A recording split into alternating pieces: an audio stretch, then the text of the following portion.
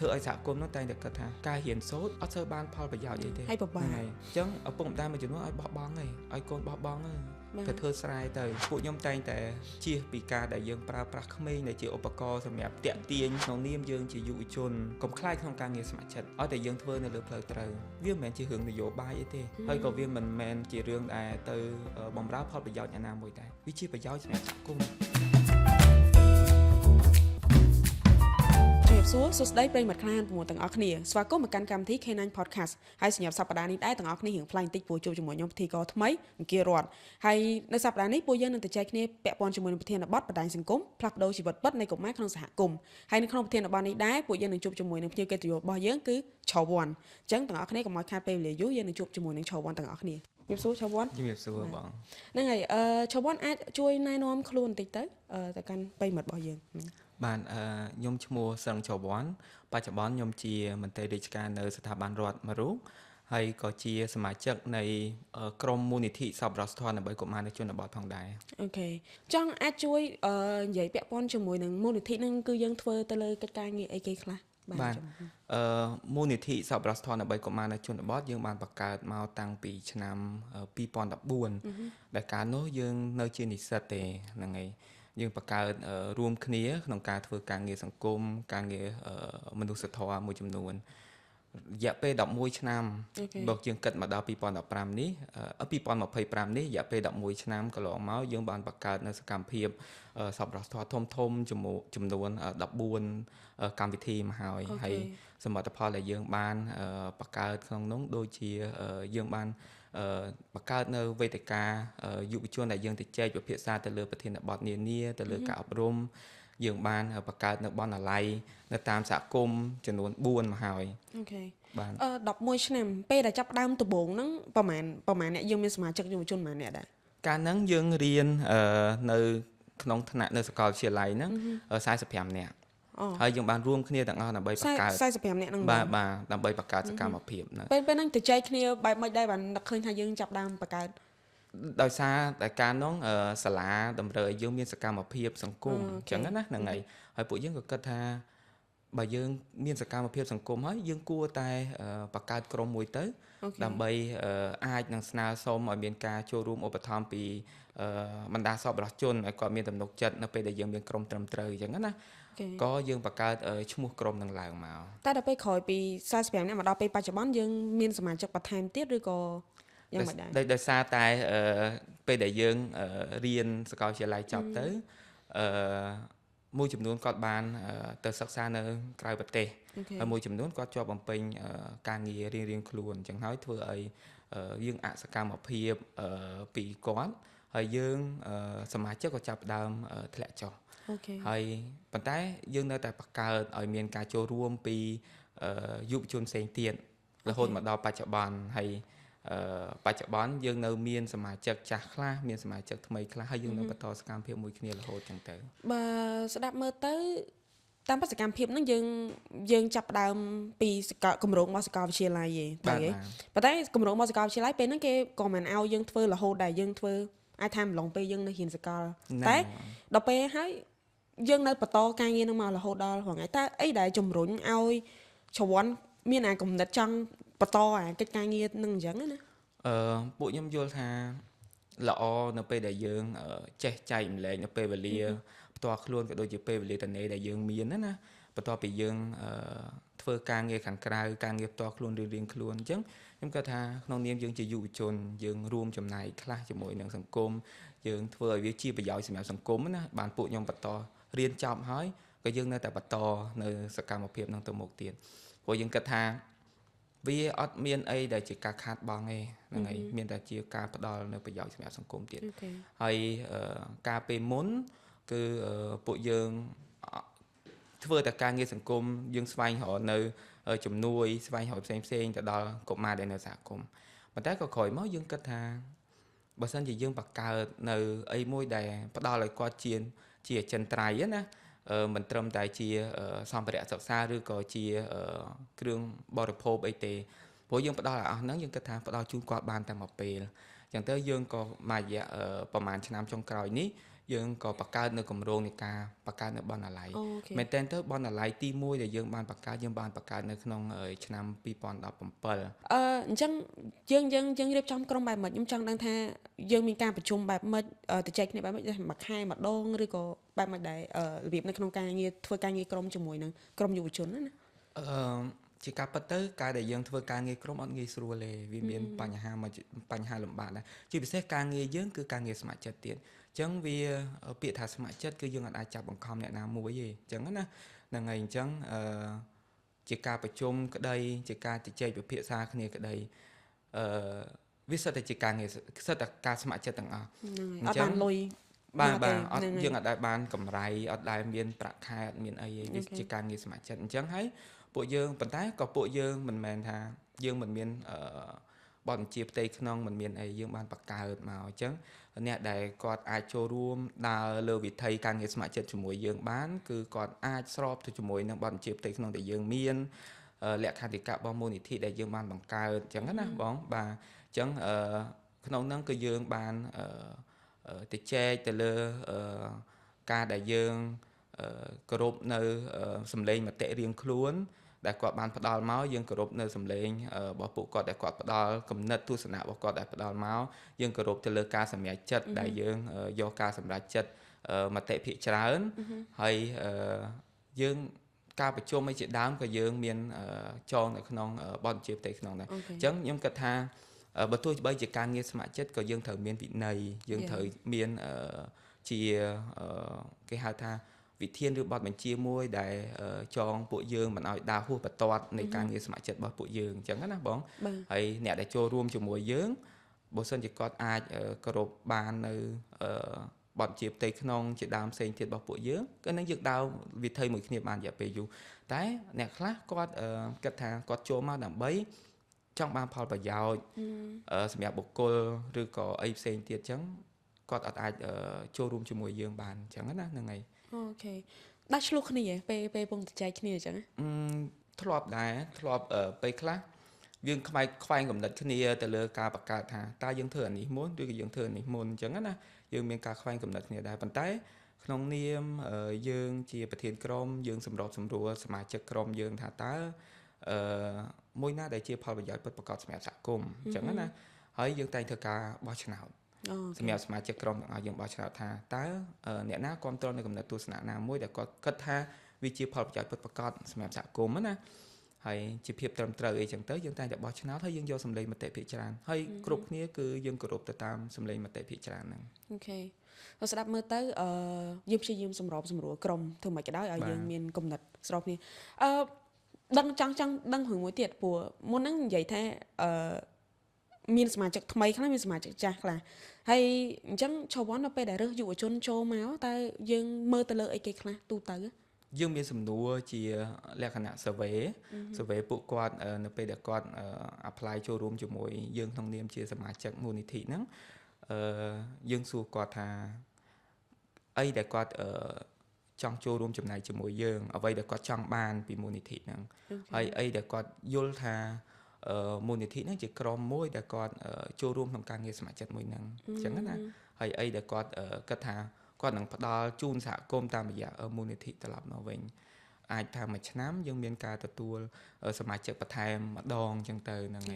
ហើយដោយកាលពីឆ្នាំមុនយើងក៏បានសមាជិកចូលរួមបន្ថែមដែលជាកម្លាំងបន្ថែមសម្រាប់មូលនិធិដែរយើងមានបទបញ្ជាផ្ទៃក្នុងយើងមានអីដើម្បីឲ្យគាត់ថាតើយើងអាចដើរជាមួយគ្នាក្នុងវិថីនៃការងារស្ម័គ្រចិត្តនឹងបានទេក្នុងទំហំនៃការងារដែលមូលនិធិយើងនឹងធ្វើឲ្យចក្ខុវិស័យយើងទៅមុខអញ្ចឹងណាហ្នឹងហើយពួកគាត់គិតថាគាត់អាចធ្វើបានគាត់ចង់ចូលរួមចំណែកในការងារសង្គមហើយគាត់ទុកចិត្តថាក្រុមរបស់ពួកយើងគឺជាក្រុមដែលមិនមាននិន្នាការណាមួយដែលធ្វើឲ្យប៉ះពាល់ទៅដល់ពួកគាត់ទេយើងនិយាយពីយុវជនក្រុមយុវជនហើយនិងសមាជិកក្រុមរបស់ឆវ័នច្រើននេះអញ្ចឹងខ្ញុំចង់សួរតាក់ទងជាមួយនឹងការងាររបស់មូលនិធិវិញបច្ចុប្បន្នយើងបានសាងសង់ប្រហែលជាប្រហែលបណ្ណាល័យហីបច្ចុប្បន្នយើងសង់បាន4បណ្ណាល័យហើយ4បណ្ណាល័យនៅបណ្ណាល័យទី1នៅកំពង់ស្ពឺបាទនៅស្រុកសំរោងតងនៅខេត្តកំពង់ស្ពឺបណ្ណាល័យទី2យើងសង់នៅខេត្តកោះកុងនៅកោះកុងក្រៅនៅភូមិអាឡាតានហ្នឹង បណ្ណាល័យទី3យើងបានសង់នៅមណ្ឌលកុមារកំព្រាព្រៃជុំដែលនៅខេត្តកំពង់ស្ពឺដែរតែនៅស្រុកសាមគ្គីមនីជ័យហើយបណ្ណាល័យទី4ហ្នឹងគឺយើងសង់បាននៅភូមិក្បាលរមាសដែលជាសហគមន៍ជនជាតិដើមភាគតិចភ្នងនៅខេត្តស្ទឹងត្រែងនៅខាងស្ទឹងត្រែងបាទស្ដាប់មើលទៅបណ្ណាល័យនេះយើងសង់នៅខេត្តផ្សេងគ្នាចង់ដឹងថាមិនបានយើងទៅសម្រាប់ចិត្តថាយើងទៅសាងសង់នៅខេត្តនឹងឬក៏នៅសាលារៀននឹងនៅភូមិនឹងអញ្ចឹងច្បាស់ជាមានហេតុផលនៅខាងក្រោយច្បាស់ជាមានបើយើងនិយាយពីថាដូចរើសបុគ្គលិកហ្នឹងគេច្បាស់ជាមាន requirement អីពីខាងក្រោយហ្នឹងត្រូវទេបងហ្នឹងហើយទីតាំងគោលដៅដែលយើងបានសាងសង់បណ្ណាល័យហ្នឹងយើងទទួលបានពីអ្នកដែលយើងស្គាល់ដែរឬក៏ពីតាមសាធារណជនដែលគាត់បានផ្ដល់ព័ត៌មានមកយើងតាមរយៈ page ផ្លូវការរបស់មូលនិធិណាហើយយើងបានធ្វើការសិក្សាគាត់ស្នើមែនគាត់ផ្ញើមកគាត់ស្នើថាគាត់ចង់មានបណ្ណាល័យនៅបាទហើយយើងយកមកទៅចែកក្នុងក្រុមបច្ចុប្បន្នក៏មានច្រើនទីតាំងគោលដៅផ្សេងទៀតដែរប៉ុន្តែលទ្ធភាពយើងគឺយើងអត់អាចធ្វើសម្រុកបានច្រើនទេដោយសារទី1កត្តាហេរញ្ញវត្ថុដែលមូលនិធិយើងស្វែងរកជំនួយហើយទី2ទៀតយើងមិនទាន់មានអ្នកដែលផ្ដល់នៅគេហៅថាប្រភពហេរញ្ញវត្ថុជាក់លាក់ទេអញ្ចឹងហើយអញ្ចឹងយើងអាចធ្វើបានច្រើនអញ្ចឹងយើងយកគម្រោងផ្សេងទីតាំងគោលដៅផ្សេងហ្នឹងយកមកទៅជែកពិភាក្សាក្នុងក្រុមដើម្បីជ្រើសរើសយកកន្លែងមួយណាបាទហើយយើងមុននឹងយើងជ្រើសរើសយកកន្លែងមួយណាហ្នឹងគឺយើងសិក្សាទៅលើទីតាំងហ្នឹងដែរយើងទៅធ្វើការ survey ថាតើវាពិតជាកន្លែងដែលត្រូវការនៅ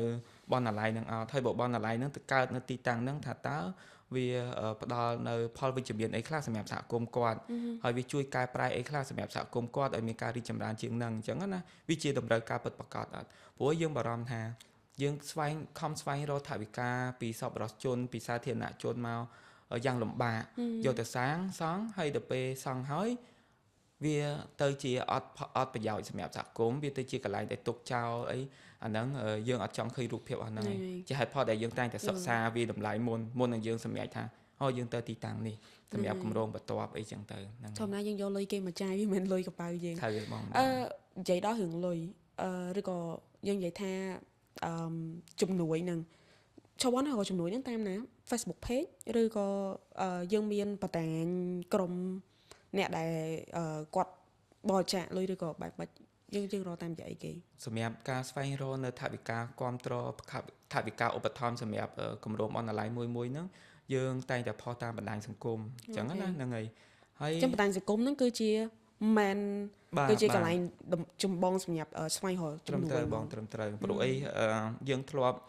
អ៊ីមែលទៅតាមស្ថាប័នមួយចំនួនដែរយើងធ្លាប់ដាក់លិខិតទៅតាមស្ថាប័នមួយចំនួនដែរតែវាហាក់បីដូចជាអត់សូវមានការឆ្លើយតបត្រឡប់មកវិញទេដោយសារទី1ក្រុមរបស់ពួកយើងមិនល្បីដូច influencer ដូចអីហ្នឹងហើយកត្តាទី2វិស័យឯកជនគាត់តែងតែចង់បាននៅ benefit ផលប្រយោជន៍បន្ទាប់ពីគាត់ឧបត្ថម្ភថាតើយើងបានផ្ដល់អីខ្លះអានេះ CSR activity របស់គេបាទហ្នឹងហើយអញ្ចឹងហើយយើងអត់ភាគច្រើនយើងអត់សូវទទួលបានការគ្រប់គ្រងពីមិនមែនអត់ទទួលបានការគ្រប់គ្រងអត់សូវជាទីចំណាប់អារម្មណ៍ពីស្ថាប័នឯកជនទេបុគ្គលបាទមក individual ច្រើនជាងហ្នឹងហើយនៅតាមបណ្ដាញសង្គមអ្នកដែលគាត់ស្គាល់ពីមូលនិធិយើងគាត់ស្គាល់ពីសកម្មភាពរបស់យើងគាត់តែងតែធ្លាប់ទៅចូលរួមជាមួយយើងគាត់នៅតែបន្តការគ្រប់គ្រងអញ្ចឹងហើយការគ្រប់គ្រងរបស់ពួកគាត់សំខាន់ហើយស្ថាប័នឯកជនមួយចំនួនក៏គាត់គ្រប់គ្រងយើងដែរតាមរយៈដែលគាត់ស្គាល់គាត់ធ្លាប់ស្គាល់យើងពីមុនអញ្ចឹងណាគាត់នៅតែបន្តគ្រប់គ្រងអ្នកដែលគ្រប់គ្រងយើងគាត់នៅតែបន្តគ្រប់គ្រងអញ្ចឹងណាហ្នឹងហើយការផុសរកជំនួយតាម Facebook មែនតើទៅបច្ចុប្បន្នយើងឃើញច្រើនអ្នកខ្លះគាត់ថតរូបថតវីដេអូយកដឹងប្រភពមកពីណាពេលច្រើនយកមកហើយគេមានតលេខ QR AVA ឬក៏លេខកង់ AVA ហើយអញ្ចឹងពិបាកដែរពេលខ្លះទាំងគេទាំងខ្ញុំមកតែនឹងពិតប្រាកដអត់ជំនួយយើងផ្ញើលុយនឹងទៅចូលអ្នកដែលគាត់ត្រូវការនឹងមែនអត់អញ្ចឹងណាអញ្ចឹងច្រើនធ្លាប់ជួបបញ្ហានឹងដែលអត់គេធ្លាប់និយាយធ្លាប់ថាអីឲ្យយើងខាងក្រុមពួកខ្ញុំគឺយើងព្យាយាមយកចំណុចអស់ហ្នឹងយកមកសិក្សាហើយយើងតែងតែដាក់អារម្មណ៍ថាបើសិនជាយើងអ្នកបរិច្ចាគថាតើយើងយល់យ៉ាងណាចំពោះ រូបភាព1 2 3ចឹងទៅហើយពួកខ្ញុំតែងតែជៀសពីការដែលយើងប្រើប្រាស់ក្មេងដែលជាឧបករណ៍សម្រាប់តាក់ទាញពីសាធារណជនយើងដោយសារតែពួកខ្ញុំចក្ខុវិស័យដែលយើងធ្វើទៅលើការធ្វើឲ្យប្រសើរឡើងនៅការអប់រំរបស់កុមារយើងធ្វើការងារជាមួយនឹងកុមារច្រើនអញ្ចឹងយើងព្យាយាមគេហៅថា child protection ណាយើងព្យាយាមធ្វើម៉េចមិនឲ្យក្មេងដែលជាឧបករណ៍សម្រាប់ការរៃអង្គាសរបស់យើងទេហើយខ្ញុំឃើញគាត់ដាក់គោលដៅនឹងរបៀបថាយើងមានកម្រងសាងសង់បណ្ណាល័យនៅខេត្តនេះតែយើងនឹងមិនយករូបភាពក្មេងឬក៏យកក្មេងយកមកធ្វើចង់មានន័យអញ្ចឹងមែនបាទអញ្ចឹងដោយសារតែយើងមើលទៅតាមបណ្ដាញសង្គមមួយចំនួនណាគាត់តែងតែយកភាពលំបាករបស់ក្មេងភាពលំបាកស្ថានភាពលំបាករបស់ក្មេងហ្នឹងយកមកធ្វើការរៃអង្គាសយកមកធ្វើការស្នើសុំជំនួយផ្សេងអញ្ចឹងទៅទទួលស្គាល់ថាសាធារណជនយើងនៅពេលដែលឃើញតែងតែបង្កើតនៅក្តីអាណិតហើយបុគ្គលទាំងនោះគឺគាត់ទទួលបានគេហៅថាជំនួយច្រើនតាមរយៈការយករូបភាពលំបាករបស់សហគមន៍រូបភាពលំបាករបស់ក្មេងនឹងយកមកក៏ប៉ុន្តែសួរថានៅពេលដែលយើងយករូបភាពអស់នឹងមកអ្នកដែលរងផលប៉ះពាល់ពិតប្រាកដសហគមន៍ហើយនឹងក្មេងនឹងវិញទេយើងជួយគាត់បានមួយផ្នែកប៉ុន្តែក្មេងគាត់នឹងបង្កើតផលប៉ះពាល់ក្រោយពីការដែលយើងជួយនឹងតាមរយៈរូបភាពដែលយើងយកមកផ្សព្វផ្សាយហ្នឹងគាត់អាចនឹងធំធាត់គាត់អាចនឹងមានអនាគតនៅពេលដែលគាត់ធំឡើងតែនៅពេលដែលគាត់ធំឡើងគាត់ត្រឡប់មកឃើញការផ្សព្វផ្សាយរបស់យើងកាលពីប្រហែលឆ្នាំក្រោយមកធ្វើគាត់មានអារម្មណ៍មិនសប្បាយចិត្តជាមួយអីដែលគាត់នៅទូចគាត់មានភាពកំសត់ថាហេតុអីក៏គាត់កំសត់ជាងក្មេងដទៃដែលយករូបគាត់មកផ្សព្វផ្សាយអីចឹងណាហ្នឹងហើយណាក្នុងពេលបច្ចុប្បន្នគាត់ដឹងហើយណាមួយទៀតក្មេងគាត់អត់ទាន់មានការសម្រេចចិត្តត្រឹមត្រូវបងបាទចឹងហើយពួកខ្ញុំតែងតែបញ្ជាចេញពីការដែលយកភាពលំបាករបស់ក្មេងពីភាពលំបាករបស់សហគមន៍យកមកផ្សព្វផ្សាយស្វែងរកជំនួយយើងតែងតែបង្កើត poster យើងតែងតែបង្កើតនៅរូបភាពនៃការផ្សព្វផ្សាយហ្នឹងតាមរយៈក្រុម media របស់ពួកខ្ញុំតាមរយៈការដែលយើងបង្កើត sample ជាបណ្ណាល័យជារូបក្មេងជាអីចឹងទៅតែយើងអាចដែរយកភាពលំបាករបស់ក្មេងប៉ុន្តែក៏យើងផ្សព្វផ្សាយសាធារណជនបានឃើញដែរពីការខិតខំរបស់ក្មេងកន្លងមកយើងបណ្ណាល័យដែលយើងបានដំណើរការទាំង4ហ្នឹងណាយើងតែងតែឲ្យបណ្ណារៈឬក៏គ្រូដែលទទួលបន្ទុកនៅបណ្ណាល័យហ្នឹងគាត់ធ្វើរបាយការណ៍មកយើងជារៀងរាល់ខែឬក៏ជារៀងរាល់សប្តាហ៍នៅពេលដែលគាត់មានសកម្មភាពយើងឃើញថាពួកគាត់ស្រឡាញ់សភៅគាត់ចង់អានសភៅគាត់រីករាយក្នុងការអានហើយគាត់ផ្លាស់ប្ដូរនៅផ្នត់គំនិតពីមុនដែលគាត់អត់ចូលចិត្តការសិក្សាគាត់បែរជាមកចូលចិត្តបណ្ណាល័យរបាយការណ៍នេះយើងយកមកផុសនៅលើ page របស់យើងបាទយើងយកមកផ្សព្វផ្សាយអាចជាចំណែកមួយដែលឲ្យម្ចាស់ចំនួនឬក៏អ្នកដែលគាត់បានផ្ដល់ថវិកាមកហ្នឹងគាត់ទុកចិត្តនៅអ្វីដែលយើងធ្វើបងបាទយើងតែងតែធ្វើបច្ចុប្បន្នភាពចំពោះគម្រោងដែលយើងបានសាងសង់ហើយក្មេងដែលគាត់ចូលចិត្តអានសភៅយើងមានតាំងពីក្មេងដែលគាត់ប៉កែក្នុងការអានលឿនគាត់អានស្ទាត់ជំនាញគាត់លក្ខណៈថាយើងបង្កើតនៅកម្មវិធីសម្រាប់ឲ្យបណ្ណារៈឬក៏គ្រូបង្គោលនៅបណ្ណាល័យនោះគាត់បង្កើតកម្មវិធីថាលើកទឹកចិត្តថាអ្នកណាដែលចូលចិត្តអានសភៅហើយអ្នកណាអានសភៅបានច្រើនជាងគេហើយបាទរូបភាពអស់ហ្នឹងវាធ្វើ inspire ទៅដល់ក្មេងផ្សេងទៀតឲ្យគាត់ខិតខំដើម្បីបានរង្វាន់គាត់ត្រូវខំអានមុនហ្នឹងនិយាយមានបណ្ណារៈនៅក្នុងបណ្ណាល័យហ្នឹងទៀតគាត់ក៏ជាអ្នកដែលធ្វើការងារស្ម័គ្រចិត្តដែរមែនឬក៏គាត់ជាគ្រូជាអ្នកណាគេយើងរើសចេញពីយើងអាចហៅថាមូលដ្ឋាននៅក្នុងផ្ទាល់បើសិនជាដូចបណ្ណាល័យនៅអាឡាតាន់យើងរើសចេញពីគ្រូដែលគាត់ទទួលបន្ទុកនៅសាលាបឋមសិក្សាអាឡាតាន់ចឹងមានន័យថាគាត់បានកម្រៃអីពីការនៅមើលថែគាត់ស្ម័គ្រចិត្តដែរគ្រាន់ថាយើងមានកញ្ចប់ថវិកាតិចតួចទេសម្រាប់ជូនគាត់ដើម្បីគាត់ទៅបង្កើតសកម្មភាពអញ្ចឹងណាហ្នឹងហើយបង្កើតសកម្មភាពនៅក្នុងបណ្ណាល័យគាត់ប្រចាំខែហើយថវិកាហ្នឹងអត់ច្រើនទេបងតែ 50000 ទេដើម្បីគាត់រៀបចំមួយខែបាទហើយនឹងថវិកានៃការទូរស័ព្ទហើយនឹងអីដែលគាត់អាចនេះហ្នឹងសម្រាប់បណ្ណារៈម្នាក់ហ្នឹងតែ 20000 រៀលទេអញ្ចឹងមួយខែមកបណ្ណាល័យសម្រាប់ដែលយើងអាចជួយបានគឺត្រឹមតែ 70000 ទេអញ្ចឹងណាដែលយើងអាចជួយដោយសារតែពីមូលនិធិ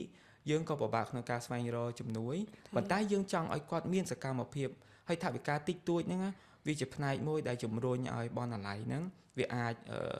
មានរូបភាពស្រស់ស្អាតបន្ថែមទៀតពីលើអីដែលមានបច្ចុប្បន្នហ្នឹងដែរ ដូច Chawan និយាយមុនហ្នឹងយើងតិចសម្រាប់យើងតែច្រើនសម្រាប់ពួកគាត់ខ្ញុំចង់ដឹងពីរបៀបនៅក្នុងការធ្វើរបស់ Chawan ណានៅពេលដែល Chawan រើទីតាំងកន្លែងហ្នឹងហើយអញ្ចឹងបន្ទាប់ process បន្ទាប់ទៀតមានន័យថាដំណើរការបន្ទាប់ទៀត Chawan ទៅស្នើសុំនៅអាជ្ញាធរឬក៏អីមិនអញនិយាយពី process បន្តិចបាននិយាយពីដំណើរការបន្តិចបានទេព្រោះឧទាហរណ៍តែបើសិនជាបងប្អូនប្រិយមិត្តគាត់ចង់បង្កើតឬក៏បងប្អូនយុវជនជំនាន់ក្រោយគាត់ចង់បង្កើតបណ្ណាល័យហ្នឹងតើគាត់គួរតែធ្វើរឿងអីគេខ្លះអញ្ចឹង អូខេបងមែនតើទៅក្នុងការបង្កើតបណ្ណាល័យមួយនៅតាមសហគមន៍វាអាចថាជារឿងលំបាកខ្លះដែរសម្រាប់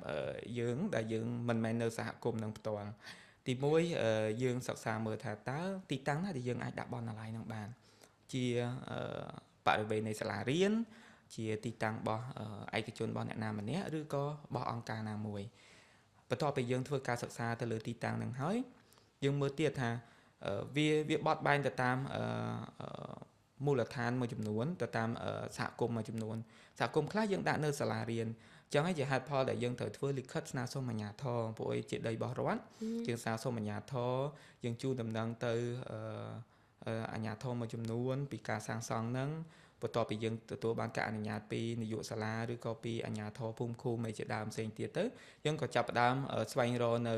ជាងដែលគាត់អាចធ្វើបានហើយយើងរកតែពីក្នុងតំបន់ហ្នឹងទេយើងរកតែពីក្នុងសហគមន៍របស់គាត់បាទយើងគិតថាថវិកាហ្នឹងក៏អាចជាផ្នែកមួយជួយដល់សហគមន៍គាត់ដែរអញ្ចឹងណាហ្នឹងហើយអញ្ចឹងយើងព្យាយាមរកជាងដែលពីក្នុងសហគមន៍ហើយហេតុអីក៏យើងរកពីសហគមន៍ទី1យើងជួយសេដ្ឋកិច្ចក្នុងសហគមន៍របស់គាត់ទី2ទៀតកូនចៅគាត់រៀននៅហ្នឹងកូនចៅគាត់ទទួលបានប្រយោជន៍អញ្ចឹងគាត់មកសង់ជាមួយមកសង់បណ្ណាល័យដែលយើងជួលគាត់មកហ្នឹងក៏គាត់ប្រើបេះដូងក្នុងការសាងសង់ជាមួយនឹងដែរអញ្ចឹងហើយជាហេតុផលដែលយើងស្វែងរកពីសហគមន៍ពីជាងដែលនៅសហគមន៍ហ្នឹងហើយបន្ទាប់ពីគាត់ធ្វើហើយទៅក៏យើងរកបណ្ណារៈអ្នកដែលមើលថែបណ្ណាល័យហ្នឹងពីសហគមន៍ហ្នឹងដែរដើម្បីថាដោយសារតែយើងអត់មានថវិកាក្នុងការជួលអាចថាអក្រក់ស្ដាប់ថាជួលឬក៏ការគ្រប់គ្រងគាត់ច្រើនអីទេអញ្ចឹងការដែលយើងស្វែងរកពីសហគមន៍ក្នុងការជួយហ្នឹងគឺមានប្រយោជន៍ច្រើនសម្រាប់បណ្ណាល័យមួយហ្នឹងព្រោះកាលណាដែលយើងសង់បណ្ណាល័យហើយយើងចាក់តសោចោលវាអត់មានប្រយោជន៍សម្រាប់សហគមន៍ទេអញ្ចឹងយើងនឹងប្រើវិធីសាស្ត្រហ្នឹងដើម្បីឲ្យធ្វើម៉េចបណ្ណាល័យយើងមានសកម្មភាពរាល់ថ្ងៃស្ដាប់មើលទៅChawanមានបទពិសោធន៍ច្រើនមែនតើមួយការងារសង្គមហើយជាពិសេសដូចជាការងារស្ម័គ្រចិត្តនឹងChawanមានអីចង់និយាយឬក៏ជំរុញទឹកចិត្តដល់យុវជនផ្សេងទៀតដែលឲ្យគាត់គិតគូរទៅលើកិច្ចការងារអភិវឌ្ឍសហគមន៍ឬក៏ការងារស្ម័គ្រចិត្តដោយដែលChawanបានធ្វើរាល់ថ្ងៃនឹងអត់ទេជាមតិយោបល់ខ្ញុំចង់ថាក្នុងនាមយើងជាយុវជនក្នុងនាមយើងជាប្រជាពលរដ្ឋសកម្មកុំខ្លាចក្នុងការងារស្ម័គ្រចិត្តឲ្យតែយើងធ្វើនៅលើផ្លូវត្រូវវាមិនមែនជារឿងនយោបាយអីទេហើយក៏វាមិនមែនជារឿងដែលទៅបំរើផលប្រយោជន៍អ្នកណាមួយដែរអញ្ចឹងចូលរួមជាមួយវាការងារស្ម័គ្រចិត្តណាក៏ល្អដែរវាជាប្រយោជន៍សម្រាប់សហគមន៍ទី1យុវជននៅពេលដែលគាត់ចូលរួមការងារស្ម័គ្រចិត្តគាត់ទទួលបានបទពិសោធន៍នៅពេលដែលយើងបានធ្វើការងារស្ម័គ្រចិត្តដូចខ្ញុំកើតដំបូងដែលខ្ញុំធ្វើការងារស្ម័គ្រចិត្តហើយខ្ញុំបានបង្កើតសមិទ្ធផលសម្រាប់សហគមន៍ខ្ញុំសប្បាយចិត្តហ្នឹងហើយខ្ញុំគាត់ថាខ្ញុំហេតុអីក៏អាចធ្វើបានដល់ថ្នាក់ហ្នឹងទាំងដែលយើងគិតមកថាអ្នកដែលធ្វើបានអញ្ចឹង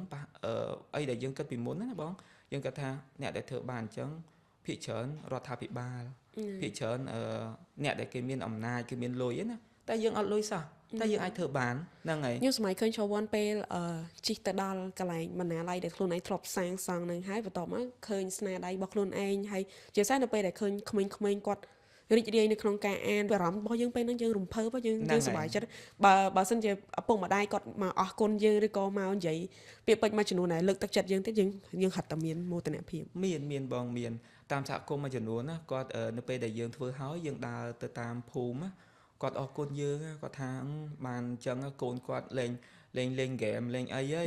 អត់តែនេះទៅរត់ទៅសាលាទៅលេងបណ្ណាល័យហ្នឹងអញ្ចឹងណាវាជាកន្លែងដែលអានសភៅហ្នឹងវាជាកន្លែងជួបជុំរបស់ក្មេងផងអញ្ចឹងគាត់សប្បាយបច្ចុប្បន្ននៅលើ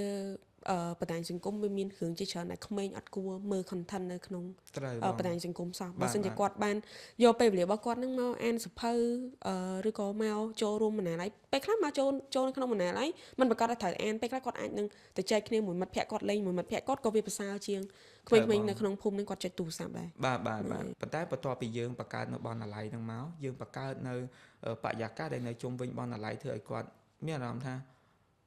រីករាយជាមួយវាណាហើយយើងមានគ្រូបង្គោលយើងមានបណ្ណារៈដែលគាត់នៅចាំជួយសម្របសម្រួលទៀតវាធ្វើឲ្យគាត់កាន់តែគិតថាពេលទៅនេះគឺមកលេងបណ្ណាល័យ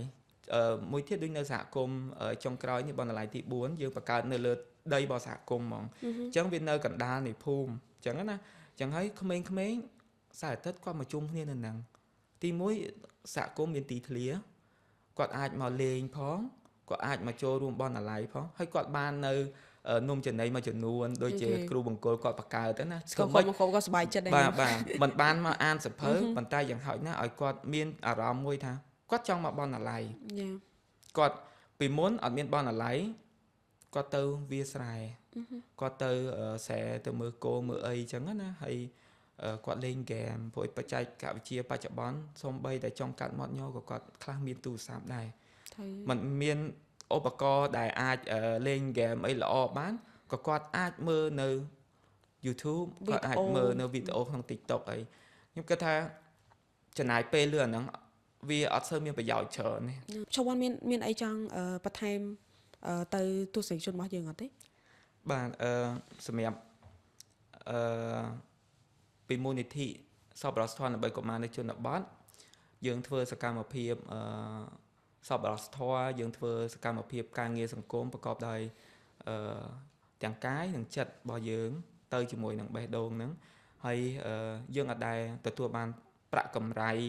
ឬក៏ជាប្រាក់ខែពីការងារអស់ហ្នឹងទេវាជាការងារស្ម័គ្រចិត្តសុទ្ធសាធសមិទ្ធផលដែលចេញពីមូលនិធិមិនមែនជាសមិទ្ធផលដែលចេញតែពីខ្ញុំមួយទេ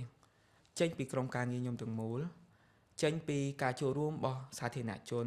ពីការចូលរួមរបស់សប្បុរសជនទាំងអស់ដែលយើងបង្កើតនៅសកម្មភាពកន្លងមកយើងបង្កើតនៅបណ្ណាល័យទាំងអស់នេះហើយយើងព្យាយាមធានាជាមួយនឹងសប្បុរសជនថាសកម្មភាពរបស់យើងគឺប្រកបទៅដោយគុណភាពដូចបណ្ណាល័យដែលយើងបានបង្កើតគម្រោងបន្ទាប់ពីយើងបង្កើតបណ្ណាល័យហើយយើងមានគម្រោងក្នុងការគាំពាររយៈពេល3ឆ្នាំទៅមុខទៀតថាតើយើងធានាថាបណ្ណាល័យហ្នឹង3ឆ្នាំទៅមុខទៀតហ្នឹងវាដើរបានដល់កម្រិតណាបើសិន3ឆ្នាំទៅមុខទៀតគាត់អាចដើរដោយខ្លួនឯងបានយើងបកគលជូនគាត់ហើយយើង support ទៅលើមួយចំនួនដែលយើងអាច support បន្តទៅទៀតប៉ុន្តែ3ឆ្នាំដែលយើងធានាទៅលើដំណើរការបណ្ណាល័យហ្នឹងដើម្បីយើងធានាជាមួយសប្បុរសជនដែរថាតើ3ឆ្នាំហ្នឹងបណ្ណាល័យហ្នឹងអាចនឹងទៅមុខអត់ឬក៏3ឆ្នាំហ្នឹងបណ្ណាល័យហ្នឹងអាចនឹងបកលនៅការរីកចម្រើនទៅលើចំណេះដឹងសម្រាប់សហគមន៍នឹងកម្រិតណាអញ្ចឹងណាហ្នឹងហើយយើងតែងធានាជាមួយសប្បុរសជនហើយក៏អំពាវនាវឲ្យមានការចូលរួមពីសាធារណជនពីសប្បុរសជនទាំងអស់ពីស្ថាប័នទាំងស្ថាប័នឯកជនក៏ដូចជាស្ថាប័នរដ្ឋសូមឲ្យចូលរួមចំណែកជាមួយនឹងយើងខ្ញុំក្នុងការបង្កើតនៅបណ្ណាល័យទៅតាមសហគមន៍ព្រោះអីយើងគិតថាសហគមន៍ជនបទដាច់ស្រយាលមួយចំនួនណាធនធាននៃការអប់រំរបស់គាត់វានៅមានកម្រិតបើយើងគិតពីទីប្រជុំជនហើយនៅទៅតាមជនបទវាហាក់បីដូចមានគម្លាតគ្នាឆ្ងាយហើយយើងគិតថាគម្លាតហ្នឹងមិនផ្ដល់បរិយាកាសល្អសម្រាប់ការអប់រំរបស់កុមារទេធ្វើឲ្យសហគមន៍ហ្នឹងតែងតែគិតថាការរៀនសូត្រអត់សូវបានផលប្រយោជន៍អីទេហើយពិបាកបាទអញ្ចឹងឪពុកម្ដាយមួយចំនួនឲ្យបោះបង់ឯងឲ្យកូនបោះបង់ទៅធ្វើស្រែទៅបោះបង់ទៅចំណាក់ស្រុកទៅរកលុយទៅគាត់តែងតែគិតថាលុយសំខាន់ប៉ុន្តែពីពួកយើងតែងតែចង់ឲ្យផ្លាស់ប្ដូរផ្នត់គំនិតមួយហ្នឹងឲ្យសហគមន៍គាត់គិតថាបើកូនគាត់ចេះដឹងណាពេលហ្នឹងពេលកូនគាត់ធំឡើងរកលុយបានច្រើនជាងពេលបច្ចុប្បន្នដែលគាត់កំពុងឲ្យកូនគាត់ទៅរកហ្នឹងទៀតយើងចង់ផ្លាស់ប្ដូរផ្នត់គំនិតមួយហ្នឹងអញ្ចឹងហើយសូមអំពាវនាវឲ្យសាធារណជនទាំងអស់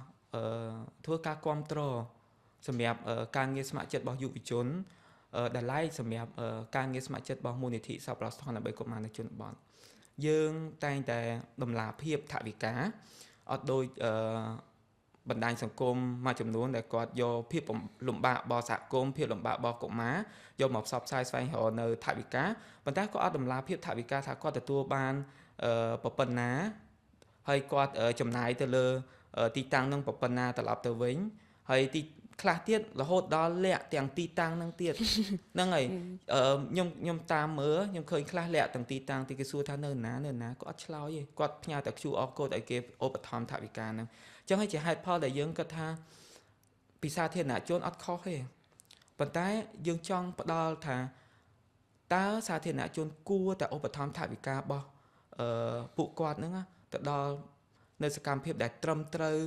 ទៅដល់សកម្មភាពដែលបំរើផលប្រយោជន៍ពិតប្រាកដសម្រាប់សហគមន៍កម្រិតណាបានទៅដល់កន្លែងនៃថវិកាទៅឲ្យចំទីតាំងដែលជាការត្រូវការពលអ្នកខ្លះគាត់យកអាសកម្មភាពហ្នឹងជាអាជីវកម្ម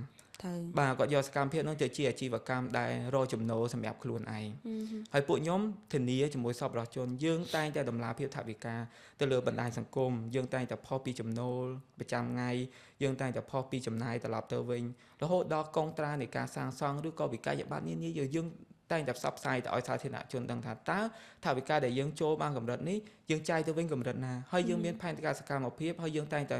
មានបច្ចុប្បន្នភាពទៅលើគម្រោងរបស់យើងដែលយើងធ្វើណាហ្នឹងហើយអញ្ចឹងមិនត្រឹមតែយើងទៅជួយមកពេលហ្នឹងទេ3ឆ្នាំទៅមុខ5ឆ្នាំទៅមុខយើងមានសកម្មភាពអីទៅទៀតយើងតែងតែមានផែនការសកម្មភាពត្រឹមត្រូវអញ្ចឹងពីនេះម្ដងហើយម្ដងទៀតឲ្យមានការចូលរួមពីសាធារណជនព្រោះអីយើងដូចជំរាបបងពីខាងដើមអញ្ចឹងថាមូលនិធិយើងនៅពេលដែលយើងស្វែងរកថវិកាបាន1000 2000ពិបាកបើមើល transaction របស់ធនាគារដែលមានការឧបត្ថម្ភមករាប់រយនាក់$1 $2 $5 $10ក៏ឧបត្ថម្ភមករាប់រយនាក់ដែលគាត់ចូលរួមចំណែកបានបណ្ណាល័យមួយហើយយើងមោទនភាពមែនទែនដែលពួកគាត់ជឿទុកចិត្តទៅលើសកម្មភាពដែលយើងបានធ្វើណាហើយបណ្ណាល័យដែលពួកខ្ញុំសាងសង់នីមួយគឺចំណាយតែ$2 ទៅ$3,000ទេតែតម្លៃសម្រាប់គម្រោងទី5បណ្ណាល័យទី5របស់យើងនេះគឺយើងអាប់ដេតទៅជាគម្រោងបណ្ណាល័យ digital ព្រោះយើងគិតថាបច្ចុប្បន្នអីក៏ digital ដែរអញ្ចឹងក្មេងនៅសហគមន៍ក៏គាត់អាចនឹងទទួលនៅបទពិសោធន៍នៃការសិក្សាបែប digital ដែរបណ្ណាល័យ digital បាទរៀងចាប់អារម្មណ៍ដែរនិយាយបន្តិចតាក់ទងជាមួយបណ្ណាល័យ digital នឹងបន្តិចបានទេគម្រោងទីគម្រោងយើងហៅថាគម្រោងទី15ប៉ុន្តែវាជាបណ្ណាល័យទី5ដែលយើងសាងសង់ហ្នឹងបណ្ណាល័យមូលនិធិទី5ហ្នឹងគឺយើងធ្វើបណ្ណាល័យ digital នៅរុនតាឯកដែលយើងរើសទីតាំងនៅរុនតាឯកខេត្តសៀមរាបហេតុអីក៏យើងគិតថាធ្វើបណ្ណាល័យសភៅសុកអាប់ដេតឲ្យជាបណ្ណាល័យ digital គម្រោងរបស់យើងមានឈ្មោះថា Digital Library Beyond the Book អញ្ចឹងយើងគិតថាវាលើសពីសភៅដែលយើងមាននឹងទៀតវាជា digital ប៉ុន្តែយើងអត់ចោលសភៅទេក្នុងបណ្ណាល័យ digital ហ្នឹងយើងមានមួយផ្នែកជាបណ្ណាល័យសភៅមួយផ្នែកទៀតជាបណ្ណាល័យ digital ដែលយើងប្រើនៅឧបករណ៍ digital ដូចជា tablet ហើយនិងទូរទស្សន៍ដើម្បីបញ្ចូលនៅ program នៃការសិក្សាដោយខ្លួនឯងហើយនឹងកម្មវិធីសិក្សាកុមារតាមរយៈវីដេអូគំនូរជីវចលវីដេអូនៃការបកប្រែវីដេអូឯកសារពីបរទេសមកជាភាសាខ្មែរអញ្ចឹងណាហើយនៅសហគមន៍ជនបទខ្ញុំគិតថានៅពេលដែលមាន digital បែបនេះកើតឡើងពួកគាត់តាក់ទាញចំណាប់អារម្មណ៍ក្មេងជាងបណ្ណាល័យសភៅនឹងទៀតអញ្ចឹងអីដែលយើងជំរុញពេលបច្ចុប្បន្នហ្នឹងឲ្យឪពុកម្ដាយក៏ដូចជាកុមារផ្ទាល់គឺថាការអប់រំសំខាន់ព្រោះអីដែលយើងធ្លាប់ធ្វើកន្លងមកយើងទទួលបានជោគជ័យអញ្ចឹងដោយសារតែមានកុមារីម្នាក់ហ្នឹងគាត់បបអង្គការសិក្សាប៉ុន្តែបន្ទាប់ពីមានបណ្ណាល័យមានអីទៅធ្វើឲ្យគាត់គិតថាការសិក្សាហ្នឹងសំខាន់គាត់ខំរៀនគាត់បន្តពីបឋមមកវិទ្យាល័យទោះបីជាឆ្ងាយពីភូមិគាត់ស្រឡាញ់នៅការសិក្សាអញ្ចឹងយើងគិតថាគំរូភាពមួយហ្នឹងឯងដែលជំរុញឆន្ទៈឲ្យយើងនៅតែបន្តសកម្មភាពហ្នឹងព្រោះយើងគិតថាយើងអាចផ្លាស់ប្ដូរផ្នត់គំនិតបានហ្នឹងហើយអញ្ចឹងអរគុណច្រើនមែនតើនៅក្នុងការចូលរួមចែករំលែកបទពិសោធន៍ទាក់ទងជាមួយនឹងការងារស្ម័គ្រចិត្តហើយក៏ដូចជាការបង្កើតបណ្ណាល័យនៅក្នុងសហគមន៍ថ្ងៃហ្នឹងប្រិយមិត្តរបស់យើងគឺរៀនបានច្រើនមែនតើពីច្រវ័នហើយសង្ឃឹមថាបន្ទាប់ពីបានរៀនសូត្រពីបទពិសោធន៍ហើយនឹងកិច្ចការងាររបស់ច្រវ័នហើយតើអ្នកគ្នានឹងមានគំនិតអីមួយនៅក្នុងការធ្វើរឿងតូចណាមួយឬក៏ធ្វើរឿងអីមួយសម្រាប់សហគមន៍របស់គាត់កម្មវិធីរបស់យើងបានមកដល់ទីបញ្ចប់ហើយបើសិនជាប្រិយមិត្តទាំងអស់គ្នាមានចម្ងល់ឬក៏ចង់ខមមិនសាកសួរពីព័ត៌មានបន្ថែមគឺទាំងអស់គ្នាអាចចូលខមមិននៅខាងក្រោមវីដេអូនេះបានហើយក្រុមការងាររបស់យើងនឹងព្យាយាមឆ្លើយនឹងសំណួររបស់បងប្អូនទាំងអស់គ្នាអញ្ចឹងពីខ្ញុំគីរ៉តហើយនឹងច្រវ័នពួកយើងសូមអរគុណហើយសូមជម្រាបលា